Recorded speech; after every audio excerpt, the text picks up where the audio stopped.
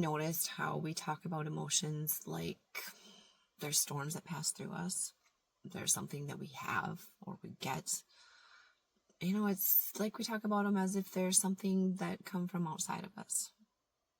But emotions aren't the strangers knocking on our doors. They live here. They're woven into the very fabric of our being. And every single one of them has something to tell us. But most of us were never taught how to listen to them. We were taught how to control them, how to suppress them, or how to drown them out with 1,000,001 different distractions. So we grow up mistaking emotions. We don't fully understand what they are or how to listen to them. So when we grow up like this, sometimes we might mistake the silence for strength, when in truth, silence, that could be the very thing keeping us hurting. So if you want to heal, you have to start by understanding what emotions really are and what they're not. So at their core, emotions are energy in motion, chemical, neurological, and spiritual currents moving through us. And they move through us according to the response to our inner and outer worlds. On a biological level, an emotion is our body's instant reaction to a thought, to a memory, to an event, to whatever's happening around us at that time. And then our brain sends signals. It could send a signal to our heart to change its rhythm, faster or slower, or to our muscles to either release or tense. It's just our body's way of preparing us to respond to that thought, that memory, or that event. So on a psychological level, emotions are messengers. They're here to alert us to what matters, to what feels safe, and to what feels threatening to our sense of self. They're literally messengers. And on a soul level, emotions, they're the language of our inner truth. They speak from the parts of us that don't have words. They carry the wisdom of our past experiences, and they point us towards the places that need our attention and need our love. But we tend to label emotions as good or bad. We label joy as good, and anger is bad, and love is good, and grief is bad. But that's not correct. Emotions aren't moral. They aren't good or bad. They're not here to punish us or to reward us. They're here to communicate with us. Fear says something doesn't feel right here. It doesn't feel safe. And anger says a boundary has been crossed. Sadness, something mattered and it's been lost. Even shame, as heavy as it feels, says, I've turned away from my own truth. So when you can see emotions this way, as not good or bad, but as a messenger, you stop treating them like problems to solve, and you begin to understand that they are just teachers to learn from. They're just teachers. It's got a lot of lessons we can learn. Just got to listen to them. His emotions, when we don't listen to them, they can affect us in a lot of different ways. Because when we ignore them, they don't disappear.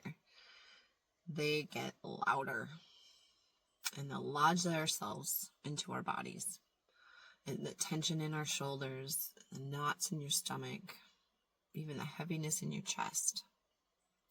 Because unfelt emotions, they can alter our physical. They can alter our mood. They can drain our energy. They can even shape our identity without us realizing it. They keep us stuck in patterns, choosing the same kind of situations and relationships, reacting the same way in conflicts, They can even sabotage our opportunities for joy and growth. Because the emotions we haven't faced, they're still pulling the strings from behind the scene. You just don't realize it. And the longer we try to ignore them, to silence them, and to push them down, the more creative they get at trying to get our attention. So they'll show up as physical symptoms, tension or fatigue. They'll show up in the way we speak, be irritated or defensive. They can even hijack our thoughts, pushing us to expect pain where there is none. So that's the thing about emotions. If you don't face them, they'll find another way to be felt. But when you acknowledge them, when you give them a voice, something shifts. The energy moves, the body softens, the mind clears, and healing finally becomes possible. But understanding that emotions shape our body, our minds, and life, that's only half the story. If you want to transform them, like truly transform them, you have to start seeing them for what they really are. Not through the lens of fear, because it's a habit, but through the clarity of truth. Because seeing our emotions clearly means removing the labels, all the labels, and all the judgments. Instead of saying, I'm angry and that's bad, start saying, I'm angry, but what is this anger trying to protect? And then instead of being like, I'm anxious and I need to make it stop, instead, maybe stop and say, okay, I'm feeling anxious, but where in me feels unsafe right now? And maybe that fear you're feeling isn't about this moment you're in. Maybe it's an echo from your past. So when we can step back from the reflex of labeling our emotions as right or wrong, we can begin to see them for what they really are. They're just signals. And just like any signal, you can only understand them if you're willing to tune in and listen. And the truth is, most of us are trained to see emotions through someone else's lens. Because maybe you grew up in a family where sadness, that emotion of sadness, was viewed as weakness. Or maybe anger meant that you were out of control.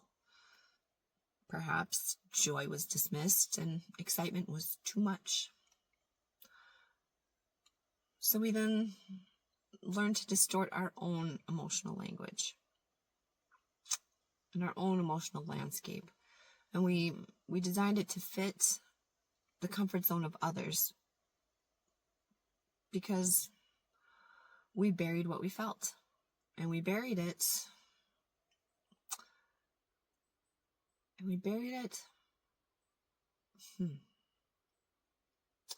to be accepted.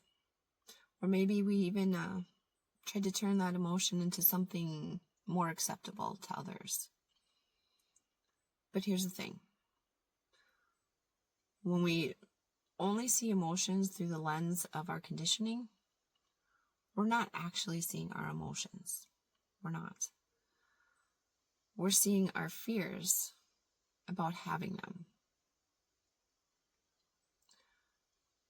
Because seeing your emotions for what they truly are means meeting them without the story you've been told about them. It's listening to your anger without assuming it's dangerous.